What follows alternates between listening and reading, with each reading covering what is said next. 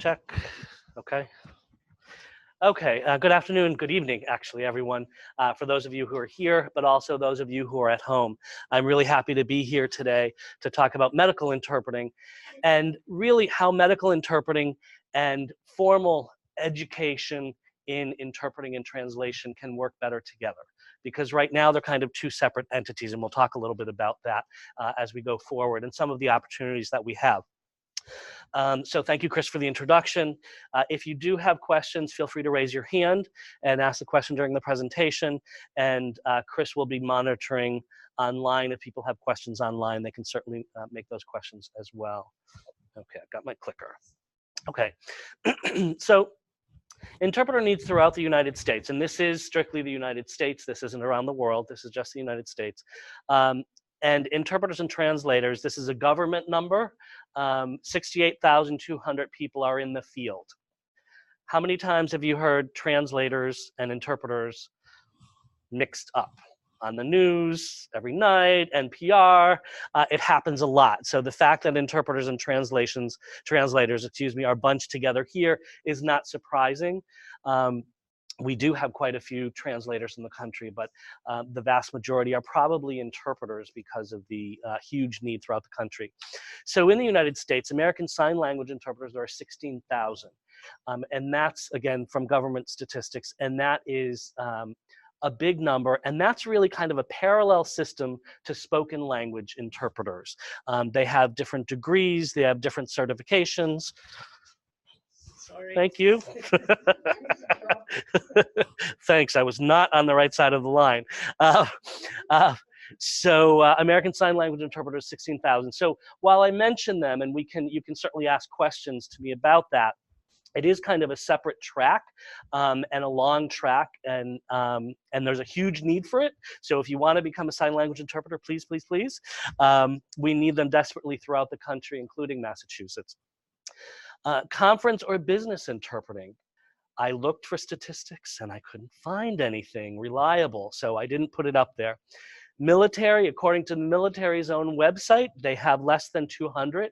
We know that in country, they use informal interpreters, or what they call translators frequently, who are not trained, who don't know standards of practice, whose language skills may be okay, but who may not have the same understanding of what their role is as an interpreter. Or in some cases, they do both the translating and the interpreting. Court interpreters, 3,600, and this is from the National Court Interpreter Database. I would expect that there are probably more court interpreters than this, but these are those that are registered in the database. And then medical interpreters. Currently, there are 6,875 nationally certified medical interpreters throughout the country, the United States. There are two national bodies that do this certification, National Board of Certification for Medical Interpreters and the Certification Commission for Healthcare Interpreters. So this is a certification test specific to medical or healthcare interpreting. That being said, the nearly 7,000 people who are nationally certified is a very small percentage of the overall percentage number of people who are in healthcare and are interpreting. And they may be full-time interpreters, but are not nationally certified. National certification came about 9 years ago in our field, and many people are not yet certified, even though they've been working in the field for a long time. And then if we go to remote interpreters, this is video interpreters for lack of a different term, but remote interpreters who are working from their homes. In some cases, it may be telephonic, which was the first thing to come out. And about 15, 16 years ago, video interpreting first came out. Initially, it was for the deaf and hard of hearing, but now many companies have many, many languages. The company that we use at Bay State has over 25 languages via video, but over 200 languages by telephone or audio. So it's readily available 24/7 and helps us out a lot when we have someone come into the emergency room in the middle of the night and we need a language that is less common in this area. We can get either video or telephonic interpreting if we don't have in-person interpreters. Yes, Chris? Can you give us a picture of your system? Sure. So Chris asked about Bay State Health and what our setup is. We have one of the largest departments in the state of Massachusetts. We're in Western Mass. We're a 4-hospital system, but we have over 65 interpreters, full-time, part-time, and per diem. We cover our big hospital, our trauma center, Bay State Medical Center, 24/7 with Spanish, and we have other interpreters we can call in, including things like Nepali and Somali that you wouldn't necessarily think would be in Western Massachusetts. But in Springfield and greater Western Mass, we have over 70 languages of people who speak those languages at home. And when they come for their health care or their child's health, they want to make sure that they understand. So we will get an interpreter for them. So that's the staff interpreters. And we do over 200,000 sessions a year between medical providers, and that can include social workers, spiritual services, but primarily nurses and doctors throughout the health system. So 200,000 sessions a year. We also have telephonic interpreting. From any house phone, doctors or nurses, social workers, etc., can pick up any phone, dial a 4-digit extension, and have access to over 200 languages 24/7. We also have 70 video units spread throughout the system so that in all of our hospitals, urgent care, and specialty practices, we are able to have video interpreting units as well. The video and the telephonic interpreters are no different in terms of the quality.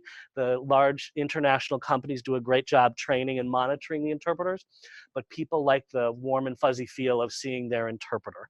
And so consequently, people really like having a video interpreter as opposed to a telephonic interpreter. But both are moving in that direction where video soon will be the 200 languages as well. Let's see. We also work with local interpreting agencies as well. So when we don't have an in-person interpreter available for a language or even for Spanish because of the volume that we deal with in Spanish, sometimes we have to ask people from the local agencies. If someone is going to have a cardiac stress test, a cardiac catheterization, we want to have somebody in the room making sure the patient can very clearly express what their issue is, and the providers can communicate with them clearly during the procedure. So we do work with local agencies as well. And in the Springfield area, there are 2 local agencies that we have that we work with. Chris, does that answer your question? Great, thanks very much. Okay, moving on. So right now, if you're going to get a certificate in college for interpreting, this is the type of coursework that you will need to do. There are 2 required courses. In fact, I believe this is here. 2 required courses in translation and interpreting skills, 2 300 level or above courses in at least 1 language other than English, 2 300 level or above courses in any subject where substantial writing in English is required, and residency abroad or a high level of competency in a language other than English. Not uncommon for a certificate program, for a college certificate program. That was the online course. If you're doing in person, all of these classes are required. So this is not an easy thing to do. It's a lot of work, and it may take time for you to be able to get your degree, but it's great training. It's training that I don't have, even though I'm in charge of the department. It is something that I don't have a background in interpreting and translation in a formal sense. And I've been lucky enough to work with 2 women who have that training, and we've been able to work together to ensure that our staff members are getting appropriate training, at least the background, even though they may not understand all the theories and so forth. And then if you're going to go for a BA, a bachelor's in interpreting and translation, you have all of these courses that you need to take. So this is a 4-year degree. And typically, and you have to work very hard at it. It's a lot of study, it's class time, you're talking about lots of different aspects of interpreting and translation, and many of the degrees are together, interpreting and translation, so you will both be practicing oral interpreting, and you'll also be translating documents and get critiqued every day during the whole time you're studying. And that's an important thing for you to be able to take the criticism to improve your skills. Because as an interpreter, as a translator, you should always be striving to do a better job than you currently do. So what does this degree do, or what does this certificate program help you with? It trains you about the past and current academic research on theory and practice in the field, the relevance of interpreting and translation to specific academic disciplines, how interpreting and translation operate in socio-cultural and ethical activities as well as linguistic ones, and the significance of interpreting and translation for members of communities for whom English is not their primary language through engagement in a service learning project. Okay, so you are doing lots. It's lots of coursework, but you're also accomplishing a great deal. Let's talk for a minute about medical interpreter training. So there are programs in the area, in Massachusetts and in Western Massachusetts, but throughout the state and throughout the country. Area Health Education Center, AHEC is what they're called, and they do a training. It is not affiliated with a college, and they do a great training, and you get a certificate. There's on-the-job training, and that's what we do at Bay State. Even if somebody comes with a certificate in training already, we will put them through our own training. Someone applying for a position has to have proven fluency in at least 2 languages prior to hire, prior to going into the certificate program, not related to college courses. And we do, typically the courses are 40 to 60 hours, and I'll talk a little bit more about our training in a minute. But 40 to 60 hours is what the expectation is. And when you go for certification, you need to have a course that says that you've completed 40 to 60 hours of interpreter training. Okay. Medical terminology in both languages. So beyond the interpreting piece of it, it's the medical terminology that you need to learn in both languages. So we have providers, for instance, who may be from other countries. They studied medicine in the United States, or in some cases, their home country. And even though their primary or home language is not English, they may have gone to med school, even in their home country, in English. A lot of it has to do with the medical books and so forth that are printed in English. And so when we do training for residents, oftentimes they'll say, oh no, we learned medicine in English. So they if they are medical providers, need to learn their medical terminology if they hope to someday not use an interpreter. But interpreters need to learn not only vocabulary in English and a second or more language, but they also need to learn that medical terminology. And that's something that interpreters in general should never stop doing, but in the medical field, and for someone who has gone through this program, they are competing, let's say, with nurses and doctors who have gone through many years of schooling and learned the medical terminology over time. And so the medical interpreters get a jump start while they're in the initial training, but then they have to ramp up and do studying all along to improve their vocabulary so that they can keep up with the medical providers that they are interpreting for. We also talk about ethics of medical or healthcare interpreting, and that's specific to the healthcare interpreters, the medical and healthcare interpreters. It's a little bit different than ethics, and we'll get into that a little bit later for people who do go through college courses for interpreting and translation.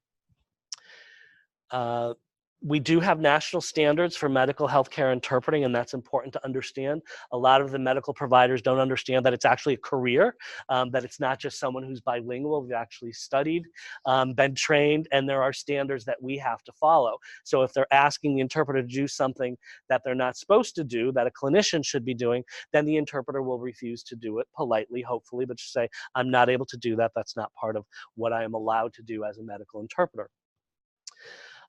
We also present videos and other situations where new interpreters can see what an ideal interpreting situation is so that they will understand what it looks like and have discussion around what went well and what didn't go well in a session so that when they're doing it themselves, they will understand what issues may come up and how to deal with those issues. Very important.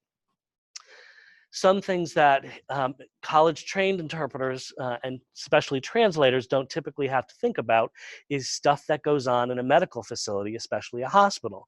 So we sometimes deal with people who may have active tuberculosis. They may have some kind of serious flu. When Ebola was going on, our hospital was preparing to be able to care for patients who were exposed to Ebola. And so as a medical interpreter, you have to understand what precautions you need to take. whether it's airborne precautions such as tuberculosis that floats in the air and you need to wear a special mask and make sure you're very careful, or if it's like a cold or flu and just by touching something in the patient's room, you could get it and take it out and perhaps bring it to another patient and cause real serious illness in that other patient. Interpreters have to understand about that. We also go into situations, I mentioned cardiac catheterization labs. That is radiation, and the interpreter has to understand how to protect him or herself, where to stand, the distance they should stand at, when the x-ray is live so that they're not in harm's way, and that they need to understand that the glass that they're looking through is actually leaded glass that's helping to protect them. So these are things that as a college-educated interpreter, you may not be exposed to unless you are specifically studying the medical aspects of it and taking classes on medical interpreting. Professional appearance certainly is part of every interpreter's role and should be part of every interpreter's training. And then things like severe weather. We had a snowstorm last night. We had someone who had to get to the hospital for her 11 p.m. shift working overnight. And so even though there may be a huge snowstorm in New England or somewhere in the country where a medical interpreter works, they have to either get there early, rest on a cot somewhere in the hospital or in their office, or take their chances to head out a few minutes early to get to the hospital in the middle of a snowstorm. That's something like every other medical professional at the hospital, we have to do as interpreters so that the staff have access to us when they need us. Codes. We have to know if a patient is really upset or a family member is really upset and security is being called, or if there's a fire. Hospitals have codes and we need to understand what they mean so that if we're going to an area, we'll know what it means and whether we can go, whether we need to wait, etc. We talked about telephonic interpreting. It's not just good enough to know we have it. It's important for the interpreter to be able to make things easier for the providers and to understand how to connect to telephonic interpreting and video interpreting. We sometimes have interpreters bring one of our video units that floats around the hospital and get it started so that the provider doesn't have to think about that. So the interpreter needs to know how to run the video interpreting equipment. And then while we certainly do lots of translations, we do about 300 pages a month of translations. We also work with software for pre-translated things. If somebody has a broken ankle or if a child is diagnosed with asthma, there are pre-translated documents through outside companies that provide the information in English typically. Crames, for instance, is one of those organizations, but there are many others that provide pre-translated documentation. And we have that available in 15 languages at this point. So doctors and nurses can print out pre-translated, not translating on the fly, not Google Translate, but well-translated information with pictures, and at about the 5th or 6th grade level, so that it's considered plain language. There's lots of white space. Things are said very clearly and succinctly, not in paragraph form, so that most of our patients will understand. At Bay State, unlike some other hospitals, in addition to the initial training, the 40 to 60 hours that people do, and some hospitals or clinics will not hire someone if they do not have a certificate from a training program in the community or a community college. But at Bay State, we have the advantage of doing the first 40 hours, but then we also do a week of observing. So medical interpreters will observe our experienced interpreters for 40 hours on different shifts to see what it's like, to start understanding why the terminology is so important, to understand different parts of the hospital that they've never been at, that interpreters go to. And then after those 40 hours, they are shadowed for 40 hours by experienced interpreters to make sure that their skills are to the point where they need to be to allow them to interpret on their own. If they're not, we will give them additional time, sometimes as much as 2 weeks, so 80 hours more, to ensure that they understand what their role is, they have the vocabulary, and that they can handle stressful situations on their own. So we're very lucky at Bay State to be able to do that, and we're very proud of our interpreters. The goal of training programs and the goal in medical interpreting is really to ensure a high quality of interpreter. And one of the ways that we do that is by having our interpreters become nationally certified. All of the interpreters at Bay State Health are nationally certified within the first 18 months that they're with us. We give them an opportunity because they typically are starting from scratch with a high school diploma, sometimes more than that, but many of the interpreters we have come to us with a high school diploma and fluency in English and a second language. We take them through the training program, they gain experience as an interpreter, and then they sit for the national certification exams. And that demonstrates to us and the world, really, that they have the competency needed, both in terms of understanding the laws, the standards of practice, the ethical dilemmas that may come up, as well as the fluency in medical terminology and the languages for which they interpret. Jim, do you have an idea of the passing rate? You have that number? I don't know. I don't know, and it varies to some extent by language. Any questions on that? I saw people taking notes. I just want to make sure everybody understands. Okay. So the benefits to certificate, community certificate, and not college certificate programs, or on-the-job training for medical or healthcare interpreters, it's much less expensive, right? For people who are new immigrants into the country, they're helping to support their families. It may be the parents, but sometimes it's the children who tend to become fluent very quickly in English because they're in formal school settings, and they have friends and they go to friends' homes and they watch TV and so forth. They pick up English much quicker typically than their parents do. And so oftentimes we will have children of immigrants come and do this, but they're helping to the bottom line. They're helping to pay rent and so forth. If you come even as a refugee, there are things that you have to repay to the US government, like plane fare, and you have to be able to afford your own apartment after about 6 months, I believe. So there's a lot of stress on new immigrants, and this is one of the ways that they can start working and help out their community at the same time. So less expensive, their access to work and income, they have access to work and income much more quickly. They're paid for their training. So unlike while you're in college, where you may have work study or you may have a job in the community, their training is paid for. So while they're at the hospital, working with us, learning the skill, they are being paid for that, excuse me. We also have the opportunity to have them interpret in live situations, but with a safety net.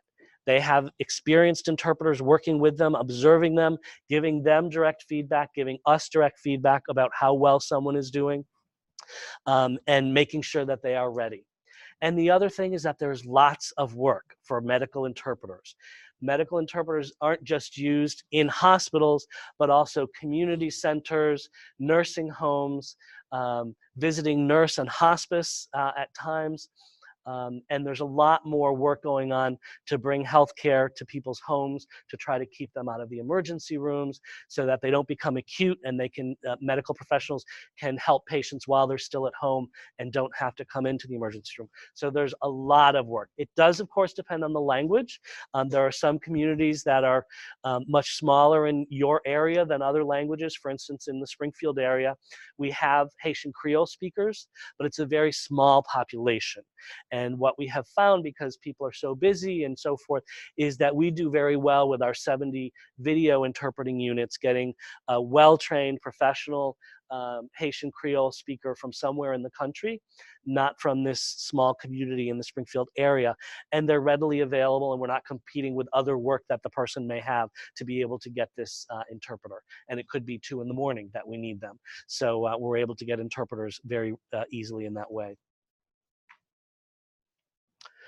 So when a medical or healthcare interpreter goes through the training, what are they missing out on? What are they not getting in their training that you are getting if you are in an interpreting or translation program? So they really don't know much about the larger interpreting field that has a very long and rich history around the world. It's sad, but they're working very hard, and that is something that is seen as kind of an extra. We don't generally provide a lot of information about the larger world of interpreting. They have no or limited exposure to interpreting theory, so things like prediction, chunking, closing, décollage. Those are all theory things and practice things that you're learning and practicing in class that medical interpreters generally will not get unless they take college courses in interpreting and translation. There's no booth or simulated time to practice and make errors and have people tear their interpreting apart so that they can get better.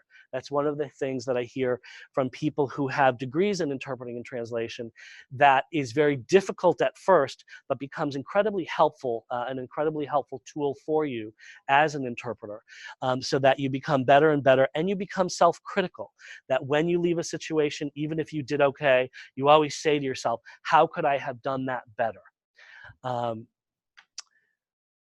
Interpreters in medical settings typically do not learn note-taking. It may not be as helpful in a medical situation, but there are times when it could be helpful. And it's only been in the past couple of years that some of our conferences have started to offer classes or sessions, I should say, on note-taking. And people are like, wow. I know when I went to a training in Maryland, train the trainer for interpreters, we did have a professional interpreter come in, and someone just out of the audience said, oh, you know, I'd like to see that. I can't believe that you can recreate a 10-minute conversation by your memory and by taking notes. And of course, the person was able to do it and helped us better understand what note-taking is about. It's not just writing down everything, because that wouldn't work. It's learning the skill of note-taking and in many cases, creating your own signs for things that you use that are specific to you. But there's a whole standard vocabulary in interpreting and the note-taking and the way you take notes. And then medical interpreters are not trained to be document translators. We do test to make sure that they know both languages, and for simple discharge instructions, our interpreters at Bay State Health are instructed that they can and should translate the instructions in the other language so that patients can go home with those personalized instructions with them so that they will understand. We want to make sure that in our case that the English is printed out first, so that if there's any question and someone says, no, the information was provided to me incorrectly, we would be able to compare the English instructions to the other language instructions and make sure that they were correct. But we test our interpreters to make sure that they are able to read and write, but they're not translators, and so we don't have them translate documents. That was a practice that was commonly done. In some cases, it still is around the country. We know that many people don't understand all that goes into translating. And I'll get into things like when you have an interpreter oftentimes look at a document to proofread, they'll say, oh no, this is wrong. Well, it may be because it's a word that they're not familiar with from the country that they come from, but it's a correct word and it's a commonly understood word. So some of it is style, and it's important to understand as a trained translator the difference between something that is right and wrong and something that is stylistically different, and should it be changed or not be changed. Also, what is a translator and what is a reviewer? And is it sufficient to have one person translate a document? Probably not. If it's anything longer than perhaps a page, you want to make sure that there's a second set of eyes, because sometimes people just don't catch errors, and it's important to have somebody else look at it. Computer translation and artificial intelligence. Yes, if you didn't know it, artificial intelligence is becoming huge in the translation world, and potentially someday in the, actually it's already happening, in the interpreting world as well. And these are things like Google Translate and many other programs that can be very dangerous. I love Google Translate. I was in Chile visiting family not too long ago, and some of my family members who didn't speak the same language were able to use Google Translate to chat it back and forth. But that's not about a heart attack. That's not about an appendix that's bursting. And so that's a different situation. And studies have shown that there are errors that still happen. And in a medical setting, you want to make sure the information is relayed correctly. You don't want to tell someone that their heart is imprisoned, right, when they're actually having a heart attack. And that's actually a quote from Google Translate, a bad Google translation for medical instructions. And then there are things like translation project software specifically for translation. There's lots of project management software out there. But if you're coordinating or managing a department or a company for that matter, and you have lots of translations in and out, you need to know where the translation is at each step. Is it with the original translator? Who is that original translator? What's their deadline? Has that translator finished? Has it gone to the reviewer? What is their deadline? When are they getting it back? And when does it need to be delivered to the customer, the client?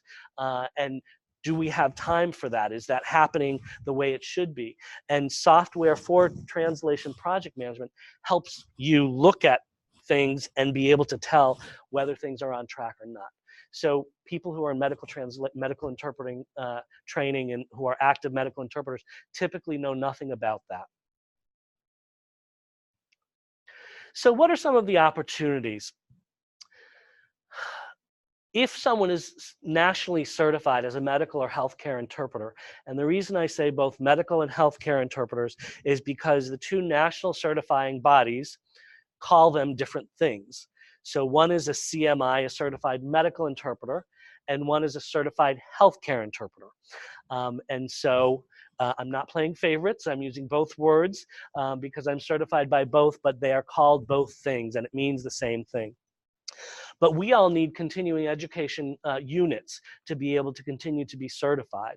As long as we're getting ongoing education, we are interpreting as well, we need to pay our money, demonstrate that we've been taking this training and have been interpreting, and we get recertified. Otherwise, you have to sit for the test again, and I don't want to do that. So medical interpreters need to get CEUs. And interpreting theory, you would have to apply, but should be approved for CEU so that somebody could get ongoing credit for that.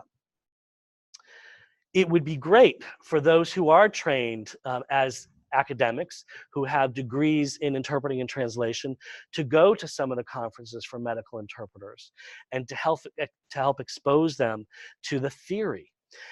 And in some cases, I heard from one of my friends that she has started to do it remotely. So instead of going into a session that's far away, she actually is able to do it from home or from a local location and be on a big screen in a classroom at that conference and be able to provide the information that she knows to people who are attending there. So that's also cool and a great way to use technology.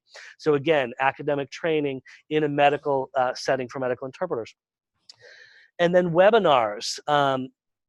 This is happening a lot. This is a webinar. We're talking about medical interpreting as well as academic interpreting. But there are organizations that provide on a regular basis webinars for medical interpreters, again, to be able to get CEUs and to learn more in an ongoing way. And that would be a great way for academics as well to help the medical interpreting field and to be able to collaborate with us.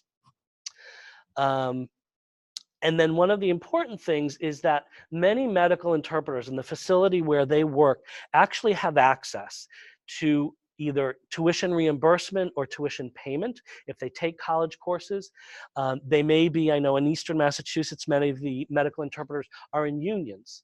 And so the unions actually have money for education, continuing education. And so they are able to take college courses.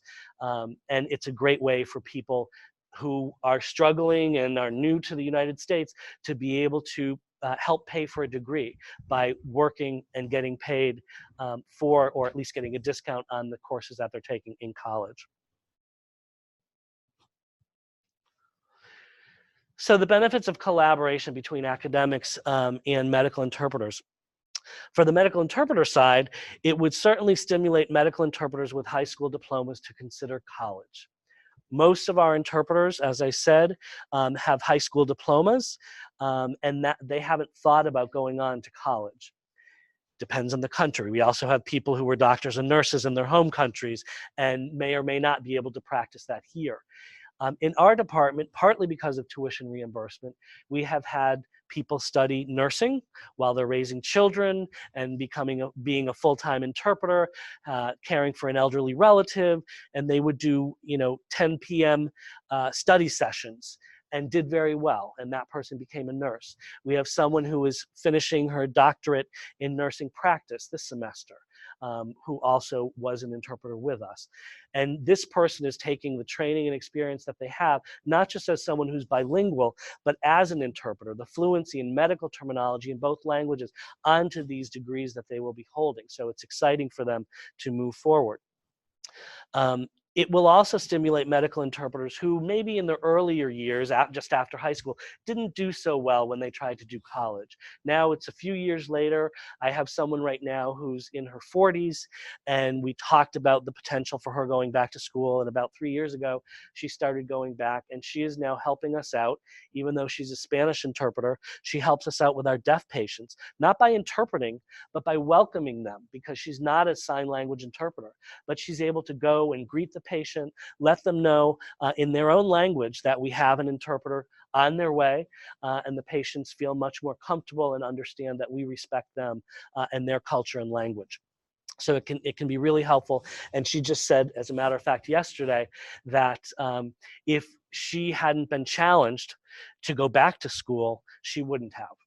And so it was partly through the tuition reimbursement and partly through the mentorship of her leader that helped her understand that she was smart enough and would do very well. It would also, collaborations between us would also align medical interpreters much more closely with interpreters in other interpreting specialties throughout the world, because we're not. Medical interpreters do exist in Australia and in other countries, but many countries don't really have medical interpreters. And it's kind of a new field around the world. They may have a long history of interpreters, but perhaps not medical interpreters. It would allow for career advancement. Those who get BAs or masters in interpreting and translation have that theory, have that understanding of the field, and can help impart it on new interpreters, help train them, help them understand the larger picture of what an interpreter is. And that person, although they may start as an interpreter, may move up and become a supervisor or manager or director of an interpreter services department. In Massachusetts alone, we have over 50 supervisors, managers, and directors of interpreter services in a hospital setting. And that's just the hospitals. So there are a lot of positions out there. And in many cases, the people who are in those positions moved up through the ranks of being an interpreter, but don't have formal training, don't have the background, the academics in it either. So it would be great to insert that into the field. It's ripe for that. Aligning colleges and university programs with interpreter and translation professional organizations would benefit both of us as well. There are medical organizations, court organizations, where academics and those in professionals who are working in the field don't do a lot of talking, don't do a lot of interacting. So it could really allow for these groups to learn from one another and come up with practical solutions for common problems. As medical facilities, we also could help to provide, through internships and training programs and so forth, the opportunity for those who are in academia, those who are studying the theory, to actually get hands-on practice, observing and perhaps even interpreting with live patients in live situations, rather than just being in the booth, which is an important step, but it's not the final step, right? So we have that opportunity for you. So that is the presentation, the formal part of the presentation. And I'm happy to talk now about any questions that you may have, either about Bay State Health and our interpreting department, about interpreters and translators throughout Massachusetts. I know about the medical interpreting piece, and I can try to fill in the blanks if I know them, or about interpreting, especially medical interpreting nationwide. Any questions?